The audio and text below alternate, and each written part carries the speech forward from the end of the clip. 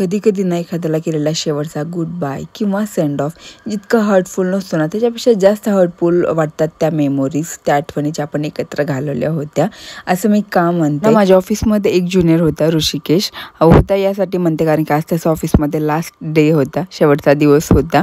गावाकडनं आलेला एक अतिशय शांत, क्यूट, सेन्सिटिव्ह मुलगा, जो आज या काळामध्ये सुद्धा आपल्या डोक्यावरती जी चंद्रकोर आहे तो अतिशय अभिमानाने मिरवतो. आणि मला खरंच असं कौतुक वाटतं. म्हणजे आजकालचे लोक लुकवरती किंवा कूल राहण्यामध्ये जितकं बिलीव्ह करतात, अशा या काळामध्ये तो त्याच्या डोक्यावरची चंद्रकोर तो रोज लावून येतो आणि इतका छान पद्धतीने कॅरी करतो. खरंच खूप भारी वाटतं. सो फायनली तो आता एक दुसऱ्या कंपनीमध्ये जॉईन करतोय आणि आज त्याचा इथला शेवटचा दिवस होता. तर म्हटलं एक छोटंसं सेलिब्रेशन तर झालंच नाही. तर या कंपनीमध्ये त्याला 1 वर्ष कंप्लीट ऑलरेडी झाले होते. तो माझा ज्युनियर होता, पण जो एक न कळत आमचा जो एक बॉन्ड होता ना, तो एक वेगळाच होता. एक पर्सनल लेवलवरती तो बॉन्ड होता. खूपच लवकर आमच्या सर्वांशी कनेक्ट झाला होता. फायनली तो जातोय. खरं सांगू खूप जास्त वाईट वाटते इमोशनली, पण ठीक आहे, त्याच्या ब्राईट फ्युचरसाठी हे चांगलंच आहे. त्याच्यामुळे त्या गोष्टीचा आनंदही आहे.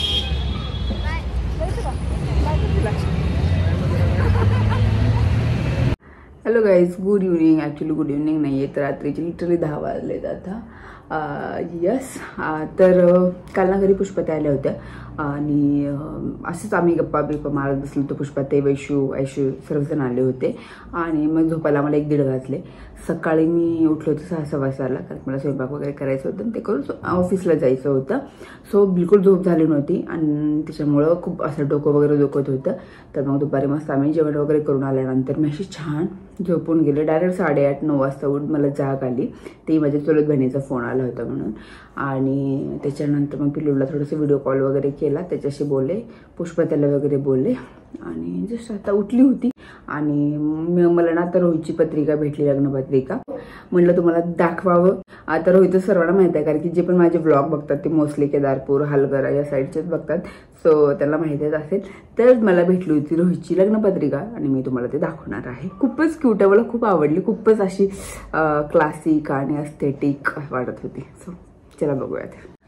ओके, सो वरतून बघितलं तर ओव्हरऑल ही अशी दिसते. म्हणजे कोणाला तर देण्यासाठी पुष्पदाने ठेवली आहे, पण मी जस्ट तुम्हाला दाखवत आहे आता. ठीक आहे. सर्वात सुंदर म्हणजे हा गणपती बाप्पांचा हा जो फ्रेम आहे ना, खूप सुंदर वाटते. क्यूट ना.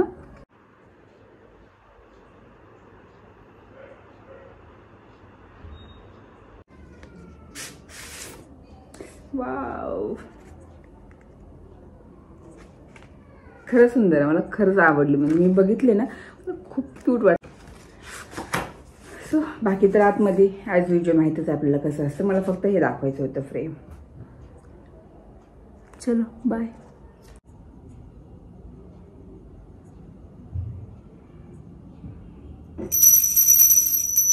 घरी आल्यानंतर मी बघते वैशून असं छान सगळं भांडे वगैरे आवरून ठेवले होते.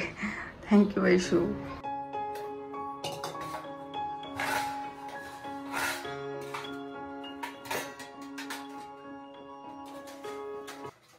तर ना मला जस्ट असं सांगावंसं वाटतं, वैशू काल आली होती ना माझ्याकडे. सो बिचारी ती इतकी क्यूट आहे ना, म्हणजे इतकी क्यूट, मला इतकी क्यूट वाटली ती. सगळ्यात मला म्हणजे खूप सेन्सिटिव्ह होती ती. म्हणजे असं नाही की तुम्ही काम करताय मी बसते वगैरे. तिला त्या एजमध्ये पण कळत, म्हणजे ती खूप लहान आहे तसं बघितलं तर, पण तिला कळत होतं. म्हणजे ती म्हणत होती की मामी तुम्ही ऑफिसमध्ये आलात ना, मग मी हे मदत करते ते मदत करते.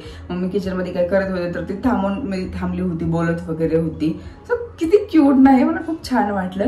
आणि काल पण मग भांडे वगैरे घासायचे राहिले होते. सो ती बोलले की मामी मी घासून देते, तुम्ही धुवून टाका. मला अगं थोडंच भांड्यात मी आवरते. म्हणे नाही मामी तुम्ही धुवून घ्या, मी घासून देते. सो बिचाराने काल मला सर्व भांडे घासून वगैरे दिले. आणि सकाळी पण ती मला बराच वेळ म्हणजे मदत करत होती, मामी काही करू लागू का वगैरे. मग मी पोळ्या वगैरे करत होत्या, चपात्या. सो शेवटी मग ती बोलली मामी तुम्ही आवरा, मी चपात्या करते.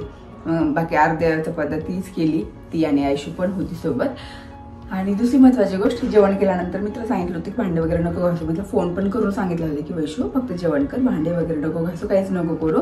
स्टील तिने सर्व भांडे वगैरे छान घासून ठेवले आणि तिने सर्व आवरलं होतं. फक्त यासाठी की म्हणजे मी ऑफिसमध्ये आल्यानंतर मला जास्त काम वगैरे नको पडायला म्हणून. सो खूप छान वाटतं, जेन्युइनली यार खूप छान वाटलं मला. म्हणजे मला असे लोक खूप आवडतात जे न सांगता समोरच्याला समजून घेतात वगैरे. आणि तिला म्हणजे खूप लहान आहे, तिला इतकं म्हणजे नाही माहित असायला पाहिजे खरं बघितलं तर, पण ती इतकी समजूतदार वाटत होती, तिचं मला खूप आवडलं. थँक्यू वैशू. सो आम्ही गेलो होतो ना हॉटेलमध्ये, तर मग तिथनं मी भाजी पार्सल घेऊन आले. कारण की त्यांची क्वांटिटी इतकी मोठी होती ती आम्ही दोघा तिघांनी खाल्ली तरी संपत नव्हती. इव्हन राईस सोबत पण आम्ही तीच भाजी खाल्ली तरी संपत नव्हती, तरी ती उरली होती. म्हटलं वेस्ट करण्यापेक्षा आपण घेऊन येऊयात, आणि मग मी घेऊन आले सोबत. तर कारण की ते दोघं पण रूमवरती राहतात, त्याच्यामुळे मग मीच घेऊन आले. सो आता मी तीच भाजी खाणार आहे.